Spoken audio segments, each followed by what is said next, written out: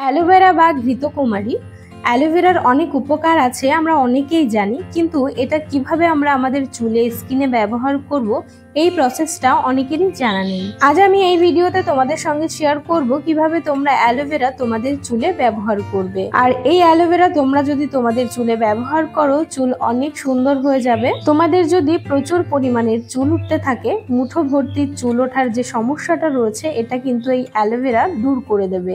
প্রথমেই আমরা গাছ থেকে অ্যালোভেরার যে পাতা রয়েছে এগুলো কেটে নেব। কেটে নেওয়ার পর দেখবে একটা হলুদ কষ বের হয় এই অ্যালোভেরার পাতা থেকে। যে হলুদ কষটা আমাদের চুলের জন্য বা আমাদের স্কিনের জন্য একদমই ভালো না। প্রথমে আমি ভালো করে কেটে নেব। কেটে নেওয়ার পর এই অ্যালোভেরা কিন্তু খুব ভালোভাবে জল দিয়ে ধুয়ে নিতে হবে। এই অ্যালোভেরার পাতার মধ্যে যে জেলটা রয়েছে, সেই জেল আমাদের চুলকে ময়শ্চারাইজ করে এবং শুষ্ক চুলকে নরম ও মসৃণ করতে সাহায্য করে। অ্যালোভেরার মধ্যে আছে vitamin A, vitamin C, vitamin E, vitamin বি12 এবং কোলাইন সহ অনেক পুষ্টি উপাদান, যা চুলের স্বাস্থ্যের জন্য খুবই উপকারী। ভিটামিন ই চুলের জন্য বিশেষভাবে গুরুত্বপূর্ণ, যা চুলের স্বাস্থ্য এবং উজ্জ্বলতা বজায় রাখতে সাহায্য করে। অ্যালোভেরা বা ঘৃতকুমারী এবং পাতা, ডগা যাই বলো না কেন, এইরকম কিন্তু কাটা থাকে।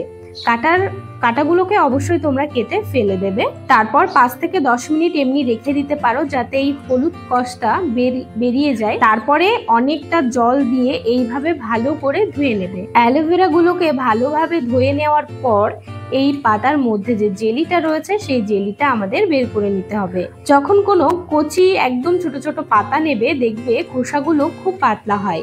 সেই খোসাগুলো তোমাদের ফেলার কোনো প্রয়োজন নেই। তোমরা মিক্সিং জারে একদম গ্রাইন্ড করে নিতে পারো। তাছাড়া যদি তোমরা এরকম বড় পাতা নাও, তাহলে অবশ্যই এইভাবে জেল বের করে নিও। চিরুনির সাহায্যে খুব ভালোভাবে জেল বের করে নেওয়া যায়। সাধারণত অ্যালোভেরা ব্যবহারের ফলে কোনো ব্যথা বা ক্ষতিকারক প্রভাব দেখা দেয় না। ওপরের খোসাটা ফেলে দিয়ে তারপরে একটা চিরুনি দিয়ে তোমরা এভাবে জেল বের করে নিতে পারো। তারপর একটা পাত্রে এই জেলটা নিয়ে নিতে হবে, আর এই অ্যালোভেরা জেলের মধ্যে মেশাতে হবে তোমাদের পছন্দের শ্যাম্পু। এখানে আমি 3 থেকে 4 পাতা শ্যাম্পু মেশাচ্ছি। তোমাদের চুলের লেন্থ যতটা, তোমাদের যতটুকু শ্যাম্পু প্রয়োজন হয় ততটুকুই তোমরা শ্যাম্পু দেবে, আর অবশ্যই তোমাদের পছন্দের শ্যাম্পু এখানে ব্যবহার করবে। অনেকেই ভাবতে পারো যে এখানে কোন শ্যাম্পু দিতে হবে, তো এরকম কোনো ব্যাপার নয়, তোমাদের পছন্দের শ্যাম্পুই তোমরা এখানে দেবে। এবারে এটাকে ভালোভাবে মিশিয়ে নিতে হবে। অ্যালোভেরা ব্যবহারের ফলে ক্ষতিকারক প্রভাব দেখা দেয় না, তবে যদি তোমাদের একটু ত্বক হয়তো চুলকানি বা অ্যালার্জির মতো সমস্যা অনুভব করতে পারো তোমরা। এবারে এটাকে তোমরা যেভাবে চুলে লাগাবে আমি দেখিয়ে দিচ্ছি, ঠিক এভাবেই কিন্তু তোমরা চুলে লাগিয়ে নেবে। যদি তোমাদের বাড়িতে কেউ লাগিয়ে দেওয়ার মতন থাকে তাহলে তো খুব ভালো হয়। যদি তোমাদের অ্যালার্জি, চুলকানির সমস্যা দেখা দেয় তাহলে তোমরা এটা ব্যবহার করো না। এটা তোমরা প্রতি সপ্তাহে একবার করে করতে পারো, আর এটা তোমরা লাগিয়ে 20 থেকে 30 মিনিট রেখে দেবে।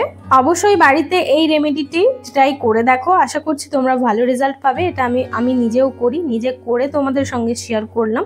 আর দেখতেই পারছো আমার চুলটা কত সিল্কি শাইনি, আর তোমাদের চুল অনেক দ্রুত গতিতে লম্বা হবে এবং অনেক ঘন হবে।